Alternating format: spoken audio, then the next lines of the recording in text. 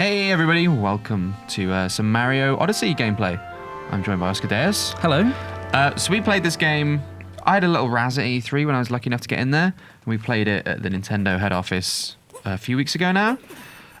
We managed to complete a quest, but there's just so much more to talk about this game.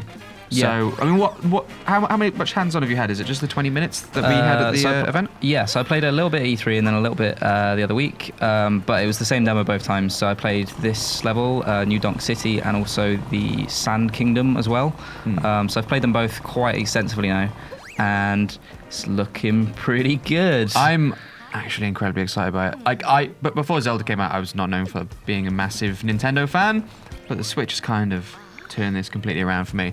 But we see Major Pauline, who's now in the military. Mayor Pauline, the quest that they give you. I love like the weird Simlish English that they have. Yeah. The quest that she gives you is she wants a band for the festival. So you have to explore New Donk City to get a band.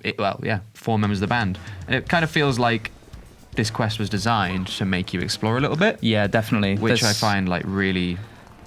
That's just a great way of getting you out into the city, right? Definitely, and it feels like every corner of the world is just filled with secrets. Yeah. Like there's just so much to discover in a way that, although I loved Super Mario 3D World... now. Oh, nice. Although I loved Super Mario 3D World, because they were linear levels, it wasn't like you could really explore that much. Yeah. Whereas this, because each world is essentially a mini open world, you can go anywhere you want within that, and they have really packed it full of secrets. See, I've left this in here because the main draw is obviously the musicians kind of show it where they are. But I find that this aspect of like platforming, it's kind of 2.5D, right? Like the camera's changed to a sort of 2D perspective, so it looks like classic Mario, but there's still the control of a 3D game. There were moments exploring New Donk City and some of the platforming areas where I actually kind of struggled with like landing my jumps and stuff. And I wasn't sure why. Like I've never really had that problem with a Mario game in the past. I've not had it with Maybe you're just Zelda. Rubbish at games. I might be just rubbish at games. Because if it's just me, then I may genuinely be bad. Yeah. But it's kind of interesting to have these levels within levels. I don't know why the Sonic rings are there. I mean, that's there's a part of the other level that we played, the Sand Kingdom, where it goes into 2D, but it also goes into sort of like retro 8-bit style graphics. That's one of the ones where like they actually put you against the wall, like your graffiti, right? Like there was a level like that in New Donk City as well. Oh, really? Yeah, there was. It was just like to collect musical notes, and it was near the place where you can buy a tuxedo.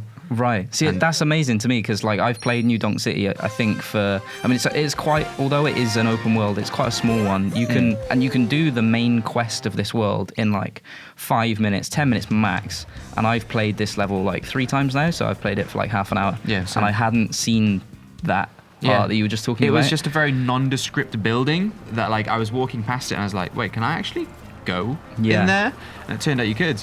Just, setting off the fire extinguisher. Why save water, right? It's not as if we need it. Like that was just like a nondescript alley, but there was an open doorway in there. Yeah. I am still kind of weirded out, and I don't think I'm alone in this.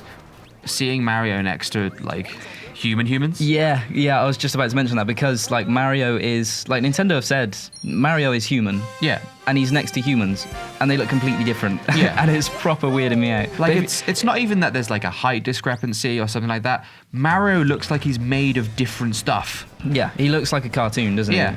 Like, you know when when you play Crash Bandicoot and you get squashed by a block, he goes into like pancake mode. It's like he's halfway to that. Oh, and he's in a tuxedo now. Yeah, definitely. I mean, but I should say, although I think it is really weird, and I'm not... Of the levels that they've shown off, so this and the Sand Kingdom, and there's the dinosaur one as well, and there's like a weird Moon Kingdom as well.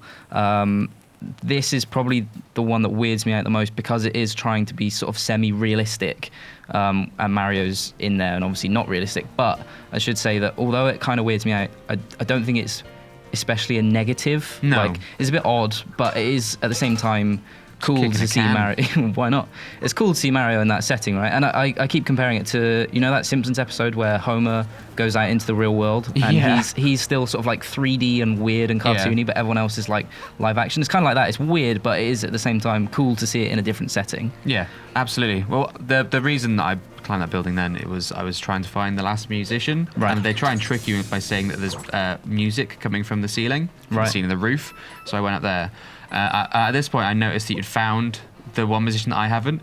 So I turned to you in the event and be like, Oscar, I've got like 60 seconds left of this demo. Where is this last bloody musician? Yeah, that's the thing. There is so much to sort of discover and explore, and I'm pleased that is the case, because when they first revealed Super Mario Odyssey in the Nintendo Switch live stream event, I wasn't that keen on it, because I think from memory they only showed off this world and maybe one other. Yeah. And I was like, I don't know, it looks kind of odd and I'm not too keen. But then when I actually sat down and played it, and the more they showed off, you realise that it's actually got so much variety. In the same way that Super Mario 3D World had so many ideas, and it would just throw away ideas that other games would build whole games around. It would throw them away in one level.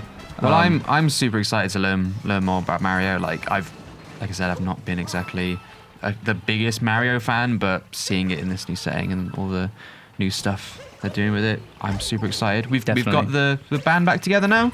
That's all we need to do. You excited, Oscar? Looking forward to Very it? excited. I'm really looking forward to it, actually. Awesome. Well, for all your Super Mario Odyssey news, reviews, gameplay, all that good stuff, stay tuned to GameSpot.com.